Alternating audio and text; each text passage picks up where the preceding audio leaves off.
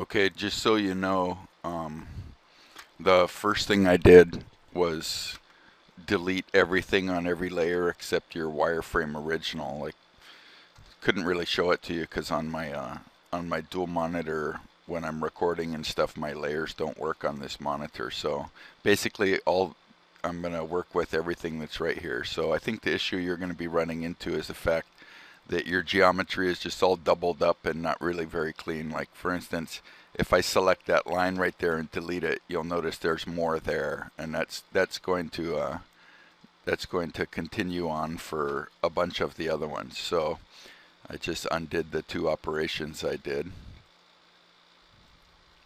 and then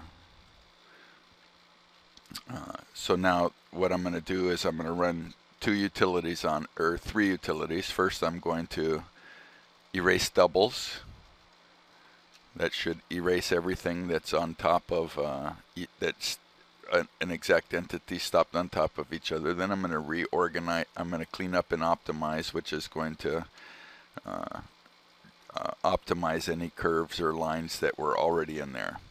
And then next thing I want to do is I'm going to, on these ellipses, to get the tiny little segments broken up and or fit better, I run fit arcs.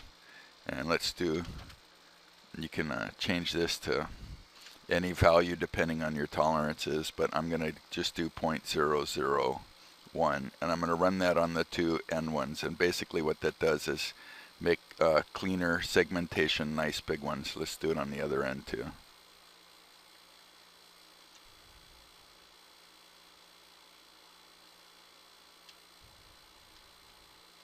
Okay, so now it's ready for skinning.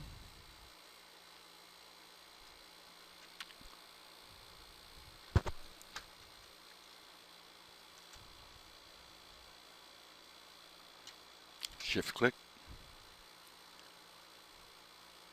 I'm going to start on this end. Remember, whichever end you click on this determines the arrow. So I get the arrow going up that way, and then I go over to this end and I shift click, gets that. Now I can just shift click these because I know left click, shift click, left click, shift click, because I know they were that. And then I make my skin. So now I have a nice clean skin. And then let's mirror that down. I think that's that way. Yeah. Oh, I want to make a copy too. So boom.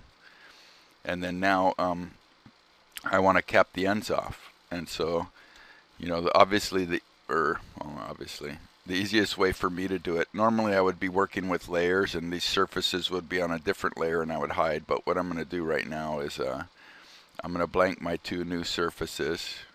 Oop. Blank. And then I'm going to actually just delete everything. Normally you'd keep your construction stuff around, but on layers. But remember, I can't use layers. So let's get those back. And then now I'm going to extract the edges from solid. So I have all my edges. I'm jumping just through these hoops again right now. Blank those again.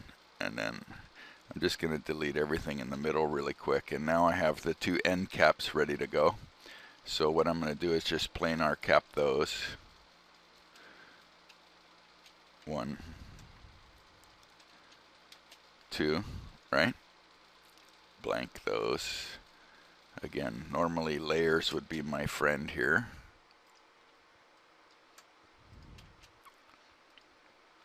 And then delete the geometry, or you would hide it. So you got to get all that extra stuff out so that you don't end up with stacked up on top of each other stuff that that will start messing with stuff. So now I can stitch those 4 pieces into a solid.